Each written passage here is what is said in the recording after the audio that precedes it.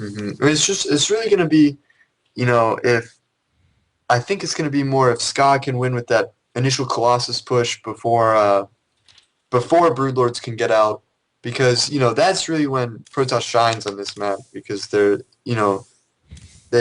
if they push up that center and they force Zerg to engage, they can win big battles in the center, but after that the center turns against them and kind of the terrain of the map turns against Protoss.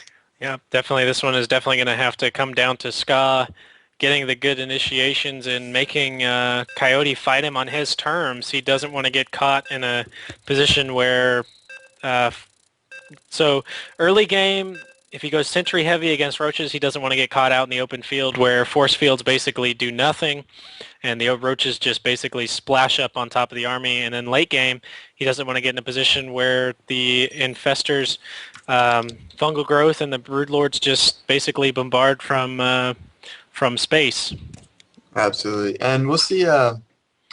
Maybe if Coyote goes for a 15 hatch, because he knows exactly where Sky is, he can get really quick information, because these overlords are going to be able to get right up in Sky's base, and then as soon as the stalker comes out, there's just a ton of places that they can go where they can see, but nothing can see them. Oh yeah, especially with the overlord speed increase and such a short compressed map, at least vertically, those overlords will be there in no time. But we have Optic Coyote spawning as the purple Zerg in the 2 o'clock position. He is currently down 1. He is down 0-1 to Auburn's FLC Ska, spawning as the teal Protoss in the 7 o'clock position. Let's see if he can roll this on into another 2-0 victory. Ooh!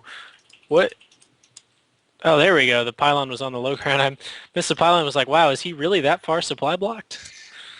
No, I don't think not yet. I think at this level, it'd Yeah, be a big blunder.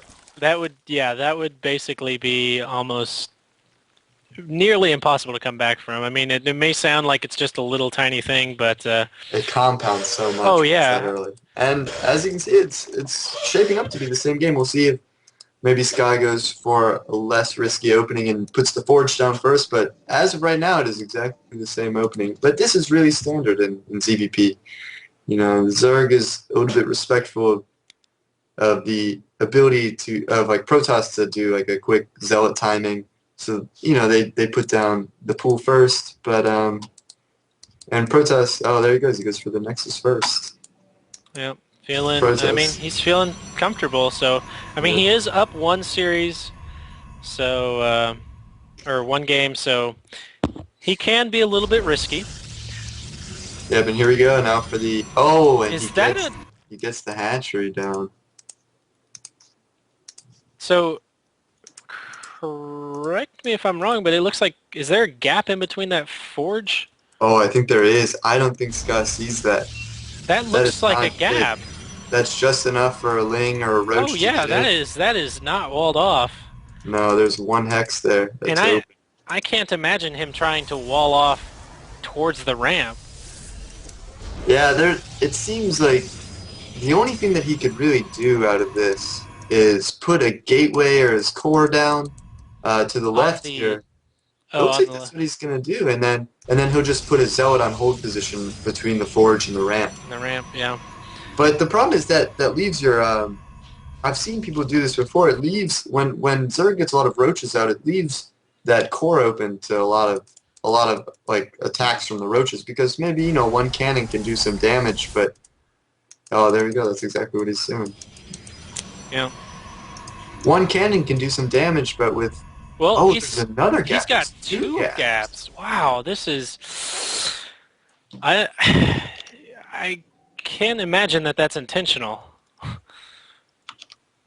Yeah, there's no way. There's something going on here. Maybe put that pylon back one square or one hex too far back, but we'll see. And I don't think it's going to be abused too much early game by Coyote. He doesn't know it's there, first of all, but that quick third base going down, so maybe it won't even come into play for a long time. Well, I would hope for Ska's sake that it doesn't, but that is definitely a chink in the armor of Ska right now. As that is the linchpin of this Forge Fast Expand, is being able to wall that off and forcing the Zerglings in a long route.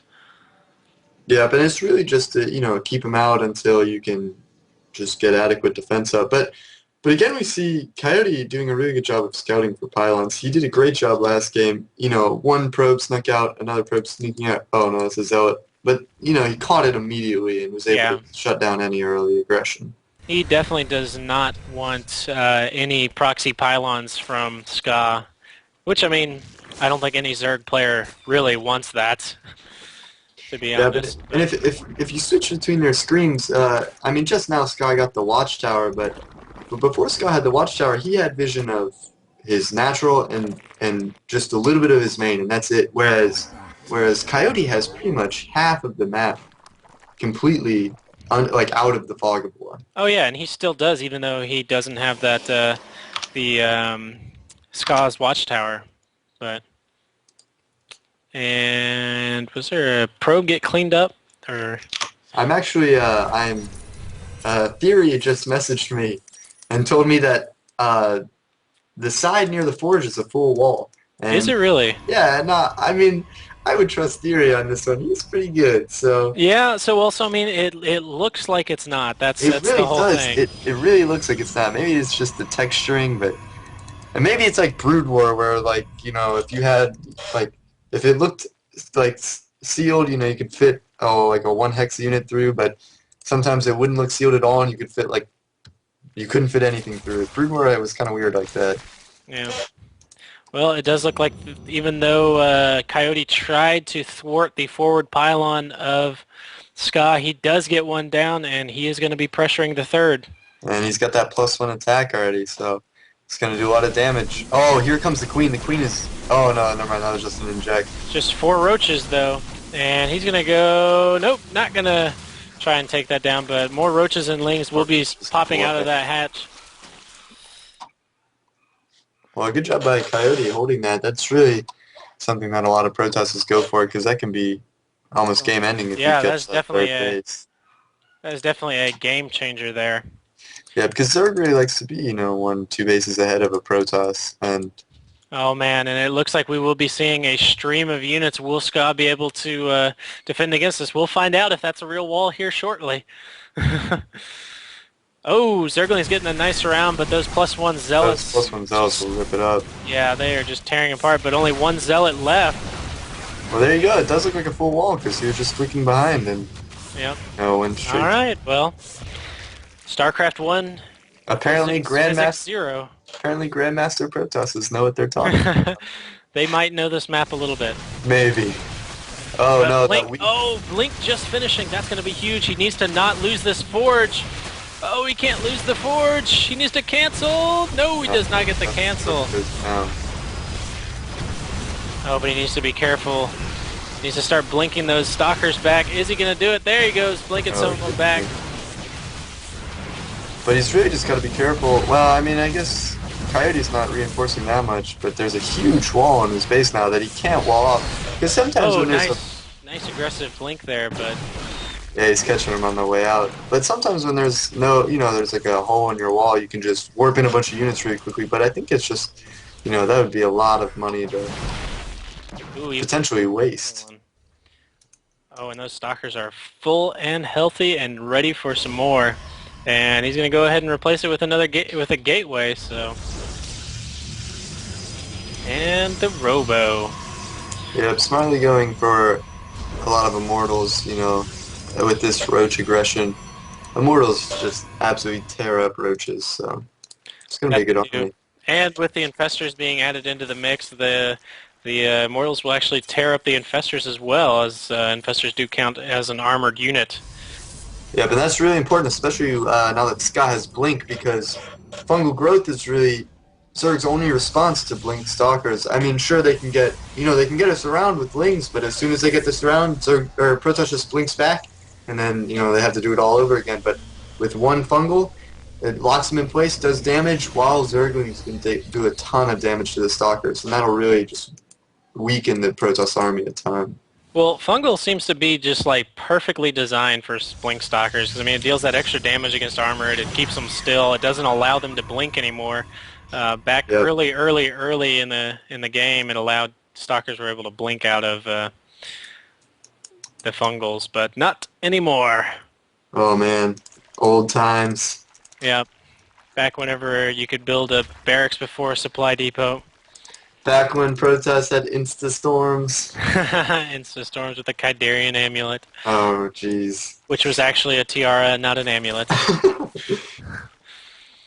But 7 infestors now out for Coyote, and he's doing pretty well in the supply now. Charge lots, though.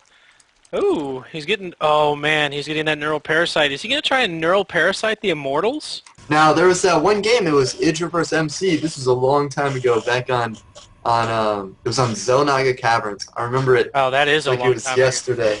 This is like one of the best games I've ever seen. So Idra was playing MC, and MC had this huge gateway immortal army, and Idra comes up out of nowhere and neural parasites like 6 immortals, and just like it went from being Idra was about to die to just game over instantly. Idra won. And I remember after he had a post-match interview, and he's like, he was talking about the best unit composition in the game was Roach Immortal. And it was pretty funny, yeah. And it really was. It absolutely dominated a Stalker army. And with Blink, he's really going to be committing to Stalker. Yeah, I think Coyote is definitely going to go for a neural parasite, grabbing those Immortals and turning those Immortals on the Stalkers.